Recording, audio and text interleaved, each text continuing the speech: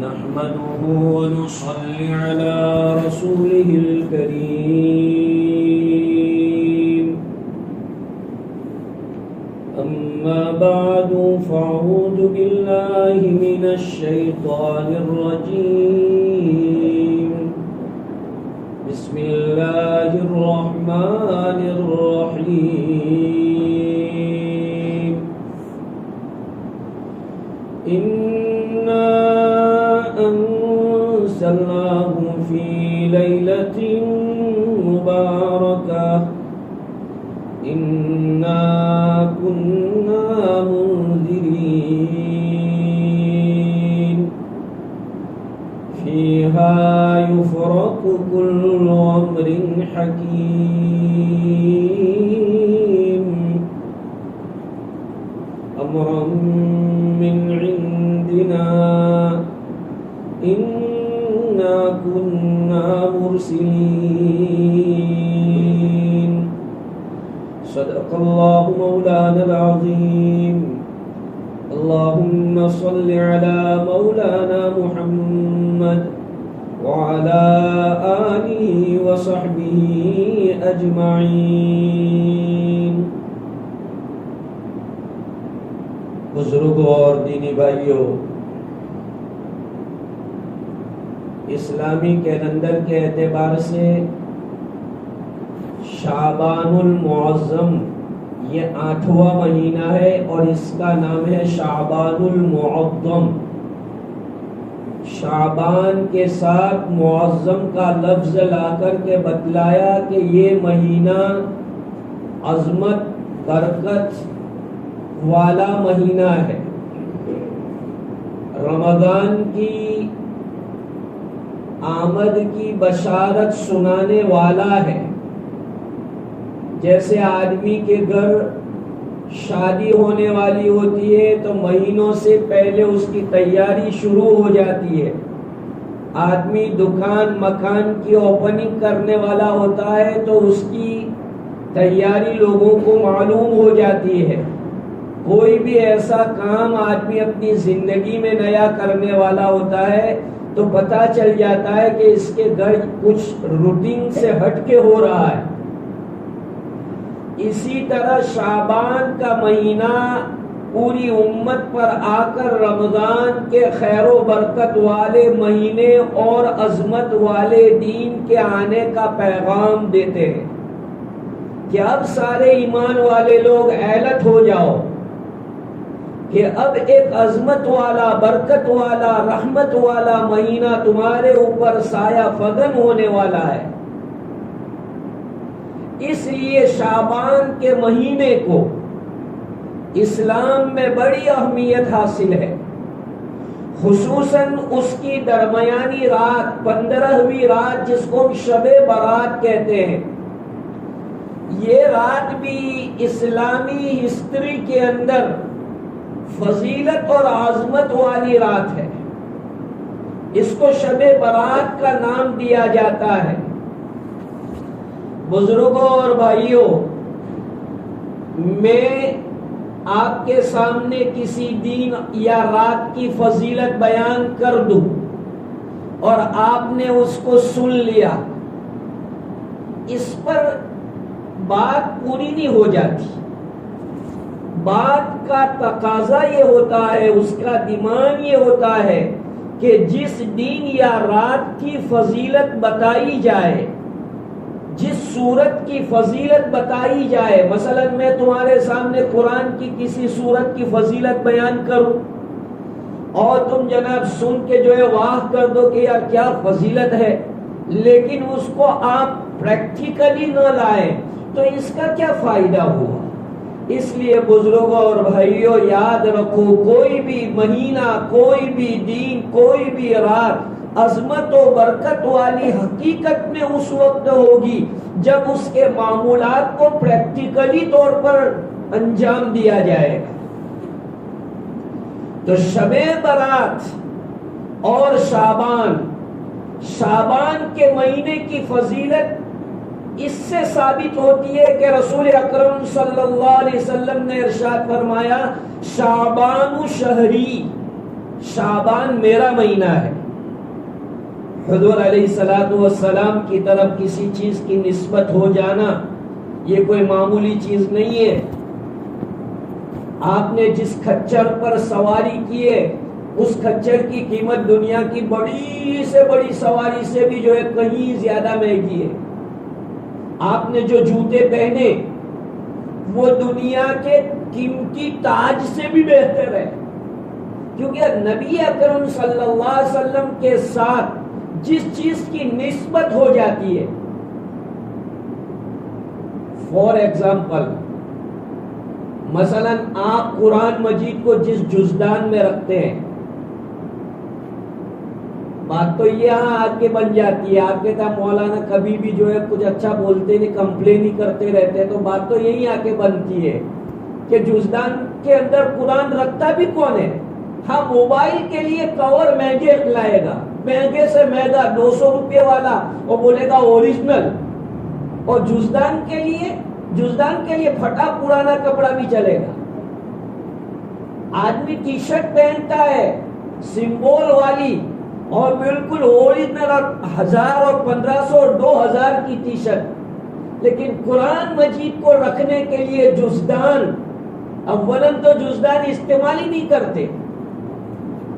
بزرگوں اور بھائیوں، میں اگر شرٹ نہ پہنوں تو میں کیسا لگوں گا؟ آدمی آپ کھلی باڈی میں ہوں گے، آپ اوپن ہوں گے تو کیسے لگے گی؟ تو قرآن کو اوپن رکھتے ہیں، آپ اس کو جزدان میں رکھیے، کپڑے میں لپیٹ کے رکھیے، بات دوسری جگہ چلی جائے گی. لیکن بات یہ ہے کہ جزدان آپ کو پڑا ہوا ملا، تو جو دیندار آدمی ہوگا کیا کرے گا؟ اس کو اٹھائے گا، جھٹکے گا، اس کو لگائے گا، چومے گا، اور چوم کر کے پھر اس کو احترام کے ساتھ رکھے گا. بھائی کیوں؟ اس میں قرآن رکھا جاتا ہے. اور کسی کا ہینڈ کرچپ مل گیا آپ کو تو اولاً تو کوئی اس کو اٹھائے گا ہی نہیں، اور اٹھائے گا تو بھی اپنے پیر سے لات مار کے اس کو یوں کر دے گا. کپڑا یہ بھی ہے، لیکن دونوں کپڑوں میں فرق ہو گیا کہ ایک کپڑے میں عظمت والی چیز رکھی جاتی ہے تو اس کا ویلیو بڑھ گیا.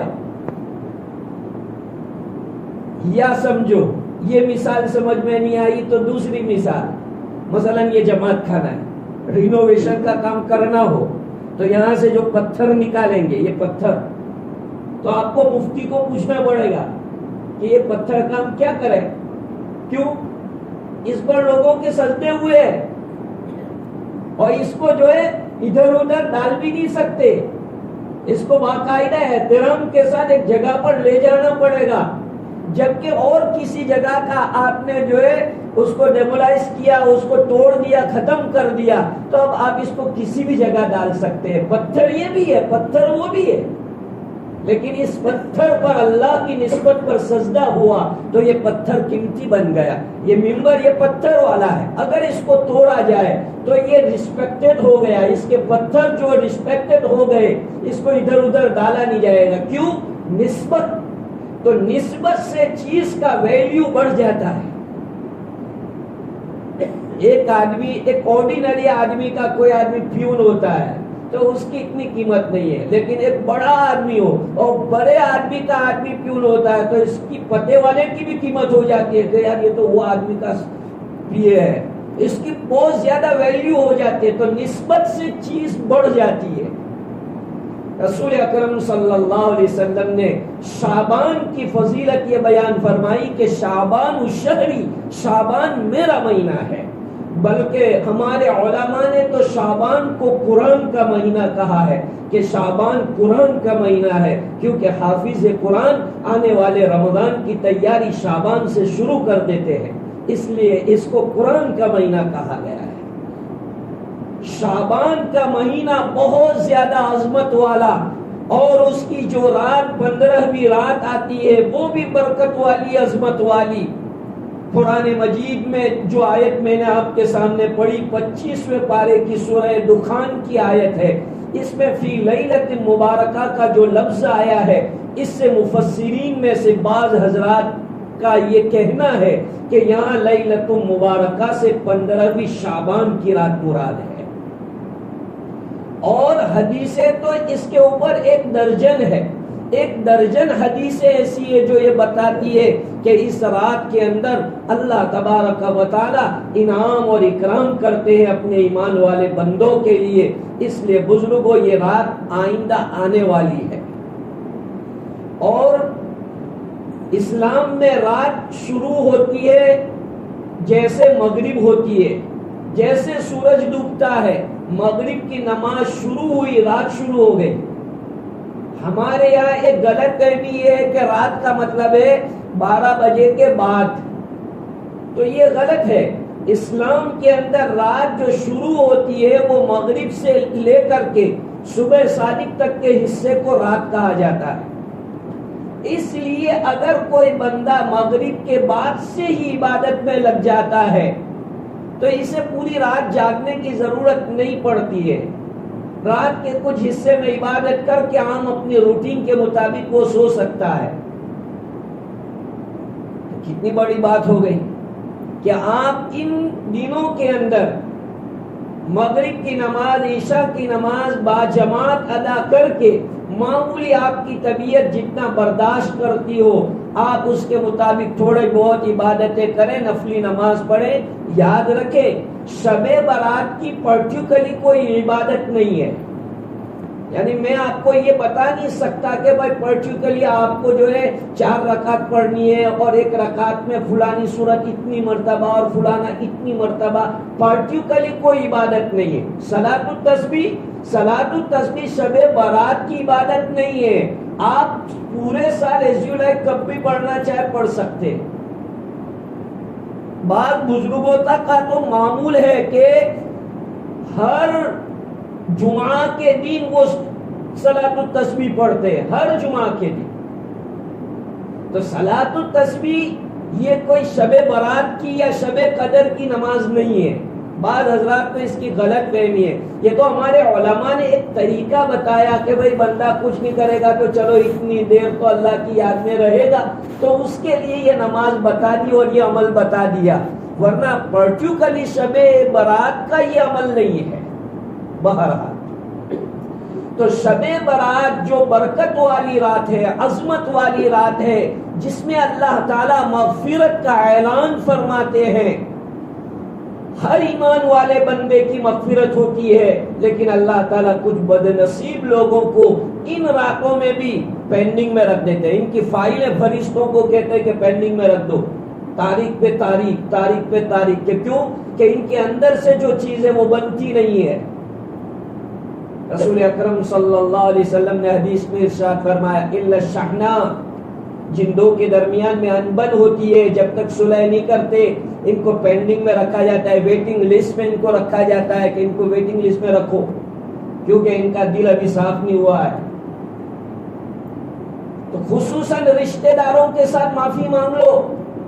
ریلیشن شپ جس کے ساتھ کلوز ہوتی ہے بولنا چالنا ہو جاتا ہے، دوستوں میں فرینڈ سرکل میں بولنا چالنا ہو جاتا ہے، لیکن اس کو رائے کا پہاڑ نہیں بنانے کا.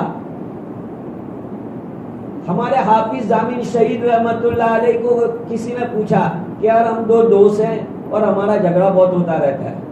تو کہا کہ تمہارا جھگڑا ہوتا ہے؟ کہاں جھگڑا ہوتا ہے. اچھا پھر جھگڑا ہو جانے کے بعد پھر ایک ہو جاتے ہو؟ کہاں اور ایک ہو جاتے ہیں. کہ تو تمہاری ریئل دوستی ہے، ریئل دوستی ہے. جھگڑا بھی نہ ہو وہ بھی دوستی نہیں ہے، سرما سرمی ہے. دوستی میں جھگڑا بھی ہوتا ہے، بولنا چلنا بھی ہوتا ہے اور پھر دونوں مل جاتے ہیں. حضرت حافظ ضامن شہید نے یہ مثال بتائی کہ جیسے درخت ہوتے ہیں، ہوا آتی ہے تو وہ 2 درخت ایسے ٹکراتے ہیں، پھر ہوا ٹھنڈی ہو جاتی ہے تو وہ درخت اپنی جگہ پہ ہو جاتے ہیں. اسی طریقے سے دوستانہ ہوتا ہے. تو اس کو جو ہے دل کے اندر بٹھا کے رکھنا، دماغ کے اندر اس کو بٹھا کے رکھنا، اور ایسی برکت والی راتوں کی برکتوں سے محروم ہو جانا. اسی طرح جو ہے رشتہ داریوں کے اندر کچھ انبن ہو جاتی ہے تو یہ بہانہ ہوتا ہے، اس بہانے سے دعا سلام کر لینے اور پہل اپنے کرنے کی، وہ کرے کہ نہ کرے، اپنے اللہ کے لیے پہل کرنے کی. اس میں کوئی ویلیو ڈاؤن نہیں ہوتا. ایسا نہیں سمجھنے کا کہ یار میرا ویلیو ڈاؤن ہو جائے گا میں معافی مانگوں گا تو. بھائی کے ساتھ انبن ہو گئی، فون گھماؤ، اور اگر باہر ہے تو یہاں ہے، آپ آسانی سے اس کے گھر جا سکتے ہو تو گھر جا کے دعا سلام کر کے مصافحہ معانقہ کر کے آ جاؤ، اور اگر پردیش میں ہے تو فون گھما کر دعا سلام کر لو کہ بھائی بولا چلا معاف کرنا، دیکھو انشاءاللہ اب نئی زندگی گزارتے ہیں۔ یہ ہر سال اللہ پاک موقع دیتے ہیں ہم کو ہمارے تعلقات کو صحیح کرنے کا، ہماری رشتہ داریوں کو صحیح کرنے کا۔ بزرگوں، مجھے بہت یہ بات شرم آتی ہے کہ ہم ہر چیز میں سیلفش بن چکے ہیں، ایون نیکی کے کام میں بھی ہم اپنا فائدہ ڈھونڈتے ہیں کہ میرا فائدہ کیا، میرا فائدہ۔ کوئی بھی کام، ہم کوئی بھی قدم اٹھاتے تو سب سے پہلے آدمی کے دماغ میں آتا ہے میرا فائدہ کیا۔ اتنا سیلفش۔ نیکی کے کام میں آدمی ایسا سوچ، ارے بھائی اللہ تم سے راضی ہو، اس سے بڑھ کے کوئی فائدہ ہے؟ آدمی کے لیے اللہ تعالیٰ اپنی رضا کا فیصلہ کرے، اس سے بڑھ کے کوئی فائدہ ہے؟ تو چند معمولی دنیا کے پیسوں کے اور دنیا کی چیزوں کے نفع کو کیا تلاش کرتے ہو اور اسے کیا اپنا فائدہ سمجھتے ہو؟ اس لیے اس کو جو ہے اپنے آپ کو چھوٹا مت سمجھو، اور اللہ کے لیے معافی مانگ لو اور صلح صفائی کر لو۔ چاہے سامنے والا اپنے کردار پہ رہے وہ جانے، لیکن آپ اپنا کردار بتاؤ، آپ اپنا سینہ اس کو بتاؤ کہ دیکھو میرا دل کتنا وسیع ہے، تم نے میرا کتنا انسلٹ کیا تھا، فیملی انسلٹ کیا تھا، سوشل انسلٹ کیا تھا میرا، لیکن کوئی بات نہیں، اللہ عزت دیتے ہیں۔ یہ ذہن میں رکھو، کوئی بھی آپ کا سوشل انسلٹ کرے، فیملی انسلٹ کرے، پروفیشنل انسلٹ کرے تو آدمی کو مایوس نہیں ہونا کہ یار میرا تو انسلٹ ہوتا رہتا ہے۔ ارے اللہ کے یہاں انسلٹ نہ ہو، بس اسی کا سوچو، انسانوں کی انسلٹ کیا ہے اور انسانوں کا جو ہے رسپیکٹ کیا ہے، انسانوں کی اس کا کوئی اعتبار نہیں۔ آج جو تمہاری تعریف کر رہا ہے کل کو وہ تمہاری برائی کرے گا، کچھ ایسا ہو گیا تھا، اور آج جو تمہاری برائی کر رہا ہے جب تمہاری شخصیت اس کے سامنے کھل کے آئے گی، تمہارا بیو اور تمہارا اندر کا جذبہ جب اس کے لیے سامنے آئے گا تو وہ لوگوں کے سامنے کان پکڑے گا کہ یار یہ تو آدمی ہے یار، اس کے پیچھے تو میں کتنا برا بولتا تھا لیکن دیکھ کیسا نکلا یہ تو انسان کا کوئی، کیونکہ انسان کی عقل اتنی مکمل ہے ہی نہیں۔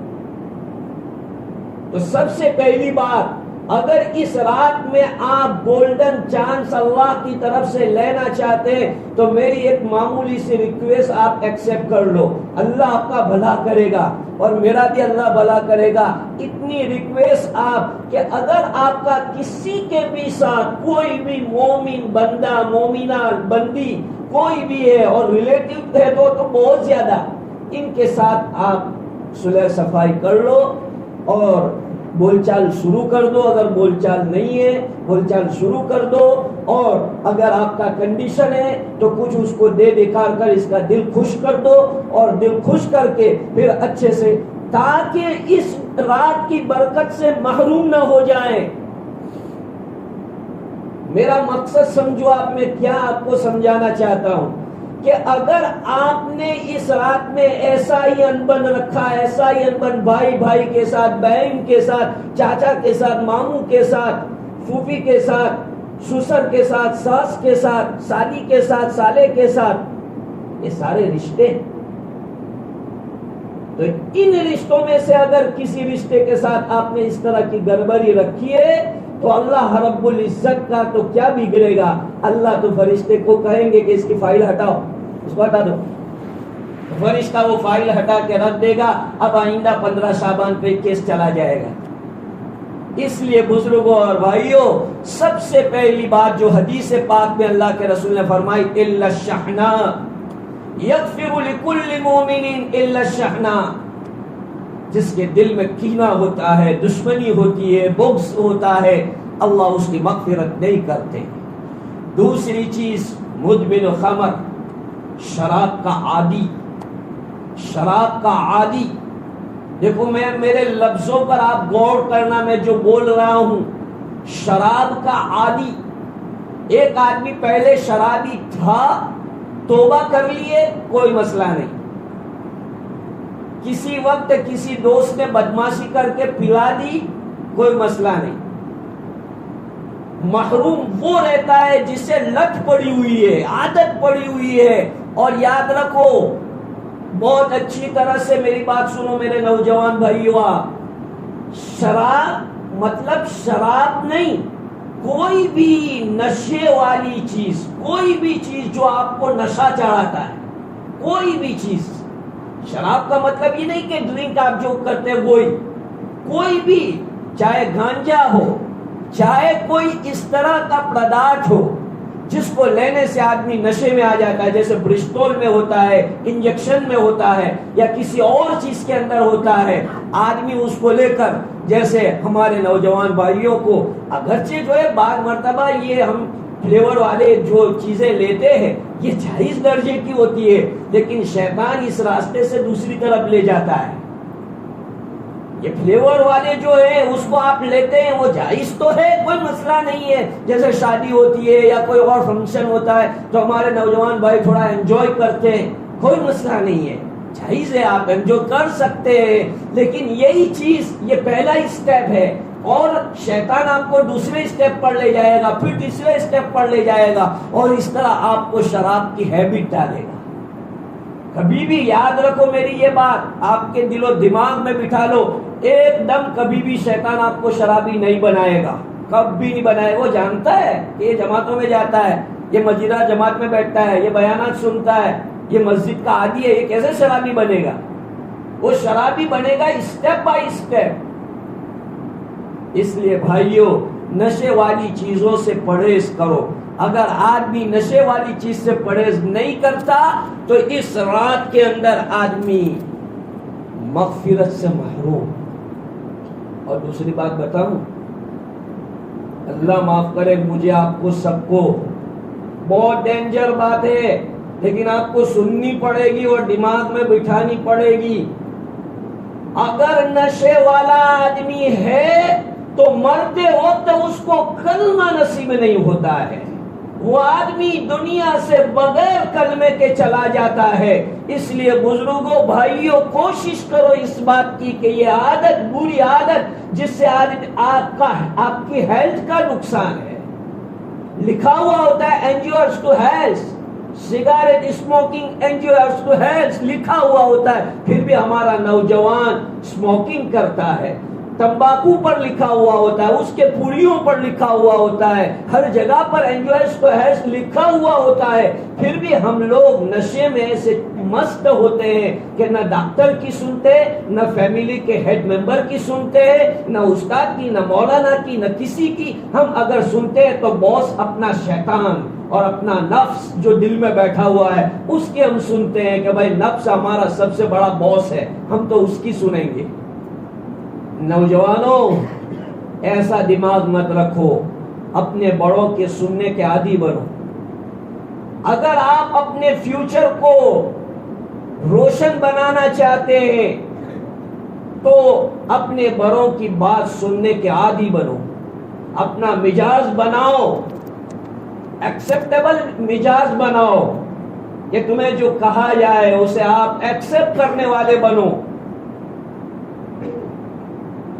تو یہ چیز کہ آدمی نشے کے حالت میں ہوتا ہے یا نشے کا عادی ہوتا ہے تو اس کی مغفرت اس رات میں نہیں ہوتی۔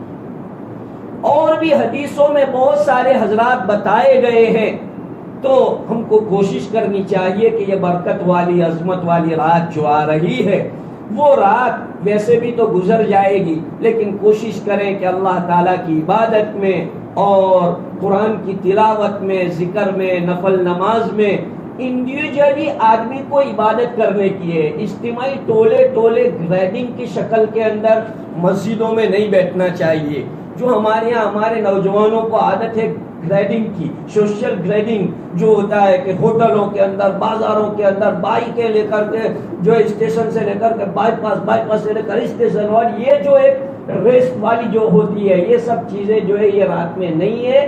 آپ انڈیویجولی اپنے اعتبار سے عشاء کی نماز پڑھ کے یا تو مسجد میں یا تو اپنے گھر میں یا کسی بھی جگہ پر، لیکن انڈیویجولی آپ جو ہے عبادت کریں، یہ اس رات کا حق ہے.